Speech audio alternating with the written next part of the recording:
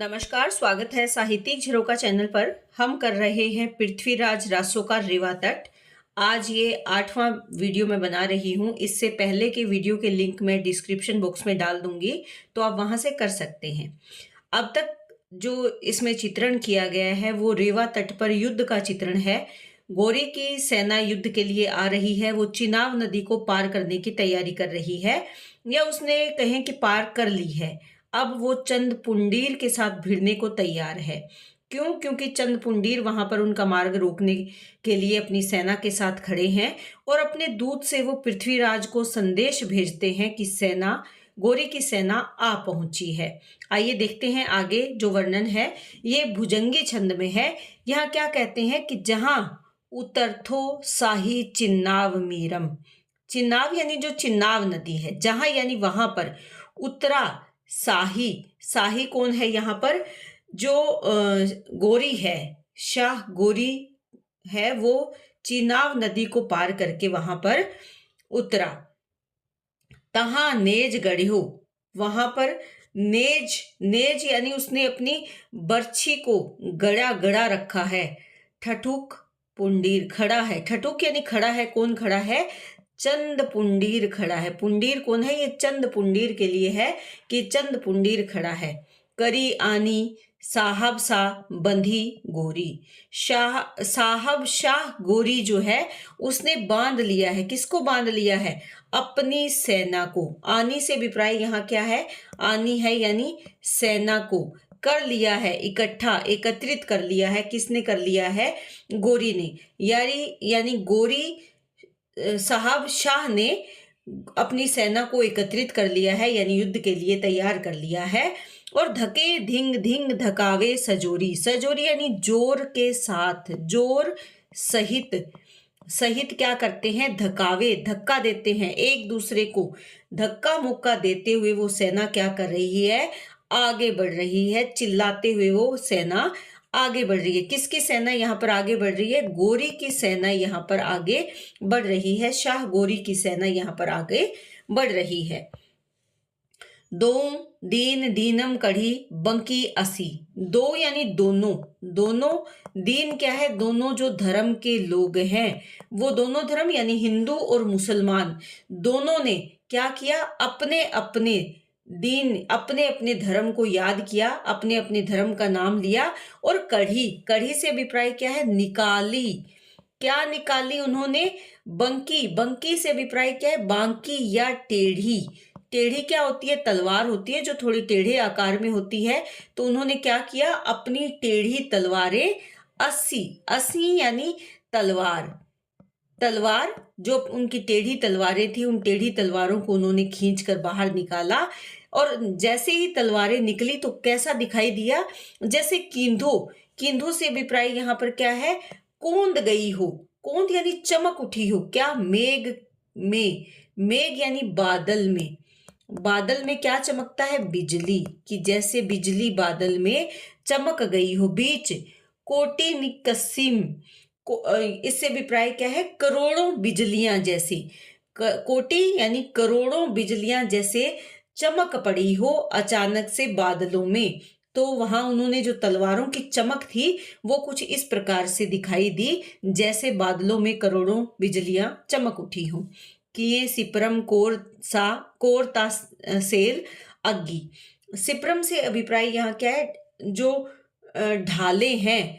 किए यानी क्या किया? आगे सिपरम, ढाल। और दूसरी सेना ने उन तलवारों के सामने अग्गी यानी आगे अपनी ढाल की। लेकिन कोर, कोर यानी उनकी जो नोक है, किसकी नोक? उन बर्छियों की जो नोक है वो उसमें ऐसे घुस गई जैसे कींधो बद्रम कोर नागिन नग्गी। जैसे बद्रम यानी बादलों को चीर कर, बादलों को चीर कर क्या निकल जाती है? नगी यानी पर्वत, पर्वतों की जो चोटियां हैं वो नागिन के समान उनको चीर कर, जैसे बादलों को चीर कर ऊपर निकल जाती है, बिल्कुल वैसे ही क्या दिखाई दे रही थी, तलवारों की नोकें दिखाई दे रही थी। उनकी जो बर्छियां हैं वो बर्छियां भी ढाल को चीर कर उसी प्रकार से दिखाई दे रही थी जैसे कि बादलों को चीर कर पर्वतों की ऊंची चोटियां बाहर निकली हुई दिखाई देती हैं। आगे क्या कहते हैं, हबके जू मेछम भ्रमतम जू छूटे। हबके, हबके से अभिप्राय यहाँ पर क्या है, हड़बड़ाना, यानी हबक कर या हड़बड़ा कर बड़े उत्साह के साथ, जू जैसे, मेछम, मेछम यानी जो मल्लेच्छ हैं, मल्लेच्छ, मल्लेच्छ, मलेच्छ जो हैं वो क्या करते हैं, भ्रमतम, भ्रमतम जो छूटे, यानी छूट कर जो भ्रम, यानी भ्रम करे। भ्रम करने का अभिप्राय क्या है, घूमना, जैसे वो छूट कर घूमने लगते हैं। कैसे, मनो, वहां कहाँ घूम रहे हैं, सेना के चारों ओर घूम रहे हैं। कैसे घूमते हैं, मनो घेरनी घूमी धूमी पारेव टूटे। घेरनी क्या है, एक पक्षी विशेष है, जैसे एक पक्षी जो घेरनी है वो घूमता है। पारेव, पारेव से अभिप्राय क्या है, कबूतर के चारों ओर, कबूतर का शिकार करने के लिए जैसे वो उसके चारों ओर घूमता है। उरम फूटी बरछी बर छवि नासी। और यहाँ पर वो क्या कहना चाहते हैं कि वक्ष स्थल पर, उर, उर क्या होता है, हृदय या जो वक्ष स्थल है, वक्ष स्थल, वक्ष स्थल को फोड़कर, फूटी यानी फोड़कर जो बर्छी है वो बर्छी बाहर निकल गई। बाहर कैसे निकली हुई प्रतीत होती है, छवि नासी, वो कैसी, वो छवि उसकी प्रकट हो रही है, उसकी शोभा नष्ट करती हुई, यानी जो वीर है उसके वक्ष स्थल को फोड़कर श्रेष्ठ वीर की छवि को नष्ट कर दिया उसने, यानी उस पर उसी प्रकार झपट्टा मारा जैसे घेरनी पक्षी फेरा देकर कबूतर पर झपट्टा मारती है।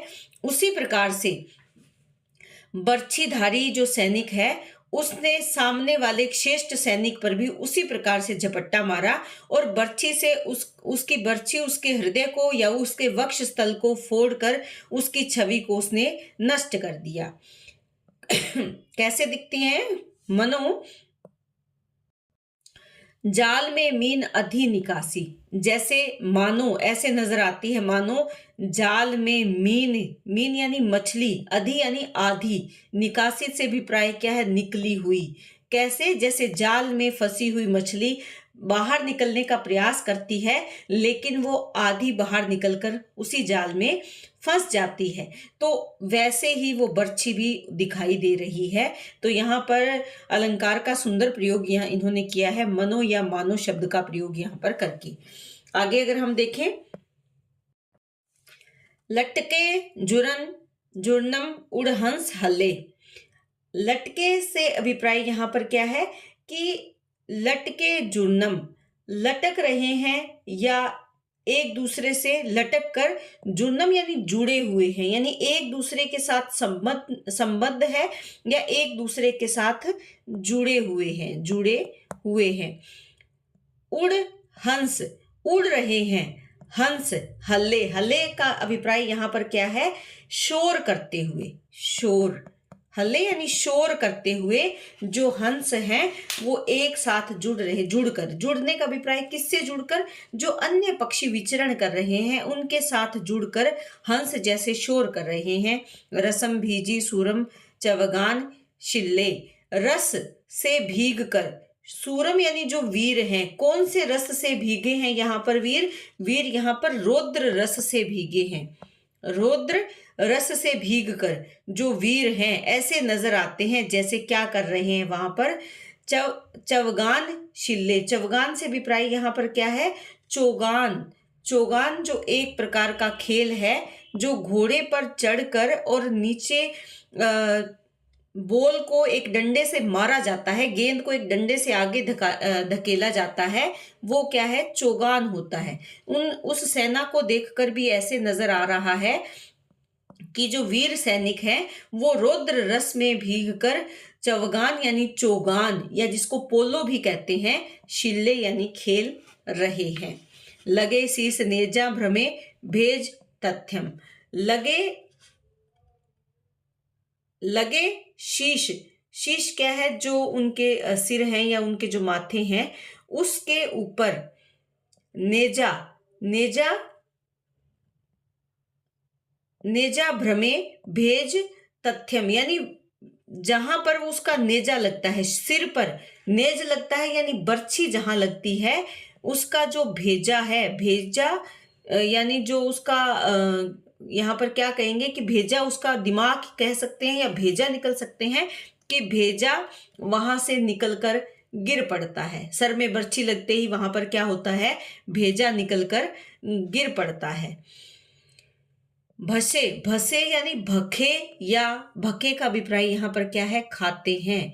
कौन खाते हैं, बाइसम, बाइस इसको कहा गया है। बाइस क्या होता है, कौवा, कौवा खाने के लिए, जैसे भात, भात क्या होता है, चावल, जैसे चावल को देखकर खाने के लिए कौवा उतावला होता है, वैसे ही भात समझकर उस भेजे को खाने के लिए जो कौवा है वो दीप्ति सत्यम, सत्यम यानी साथ में, किसके साथ, दीप्ति यानी प्रसन्नता के साथ, प्रसन्नता के साथ कौवा, प्रसन्नता के साथ कौवा क्या करता है, वहां पर खाने के लिए उतावला नजर आता है। किसको, वो जो बर्छी लगने से जो भेजा निकलकर बाहर गिर गया था उसको खाने के लिए कौवा उसे कैसे क्या समझ कर खाता है, आनंद पूर्वक, किसके समान खाता है, भात के समान उसे खाने के लिए उतावला नजर आता है। करे मार मारम महावीर धीरम भय मेघ धारा बरसंत तीरम। करे मार मारम, मार मारम यानी मारो मारो करते हैं। कौन करते हैं, जो महावीर हैं यानी जो युद्ध भूमि में वीर हैं। वीर कैसे, धीरम, जो धैर्यवान योद्धा है। धीरम यानी जो धैर्य धारण किए हुए योद्धा है या जो धैर्यवान योद्धा है, महावीर योद्धा है, वो मारो मारो का जो स्वर है वहां पर उत्पन्न करते हैं। भय मेघ धारा, और क्या मेघधारा के क्या के समान क्या बहता है, बरसंत तीर, तीरम, कि तीर जो है वो जैसे मेघधारा यानी मेघ बादलों से झड़ी लग जाती है उसी प्रकार हो गए हैं, यानी तीर भी वहां बादलों की झड़ी के समान बरस रहे हैं, अर्थात तीरों की वर्षा वहां पर हो रही है।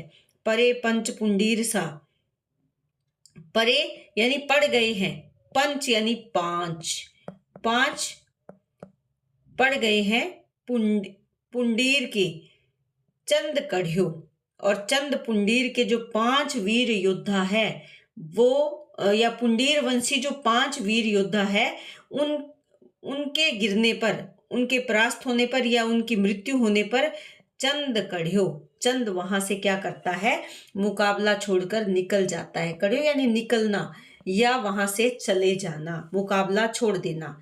तबे, तब क्या होता है, साही, साही यानी शाह, गोरी सह चिन्नाव चढ़्यो, और तब जो गोरी है या शाह गोरी है वो क्या करता है, चिन्हाव यानी चिन्नाव से आगे बढ़ता है, चिन्नाव पर चढ़ाई करके वो आगे बढ़ता है। और ये कब होता है, जब चंद पुंडीर अपना मैदान छोड़ देता है, क्योंकि उसके जो 5 पुंडीर है या 5 जो पुंडीर सैनिक थे, वीर योद्धा थे, वो वहां पर मृत्यु को प्राप्त होते हैं। उनको देखकर चंद का जो हौसला है वो टूट जाता है और उसे ये पता एहसास हो जाता है कि अब वो जीत नहीं पाएगा, इसीलिए वो युद्ध का मैदान छोड़ देता है। और उसके युद्ध के मैदान छोड़ने के बाद जो शाह गोरी है वो चिन्नाव नदी से आगे बढ़ता है। तो उम्मीद करती हूँ कि व्याख्या आपको बहुत अच्छे से समझ में आ रही होगी। ये सभी जो इनमें छंद का इस्तेमाल किया गया है, ये भुजंगी छंद का प्रयोग यहाँ पर इनमें किया गया है। तो उम्मीद करती हूँ कि आपके लिए उपयोगी होगा। बहुत बहुत धन्यवाद। इसी तरह चैनल से जुड़े रहें।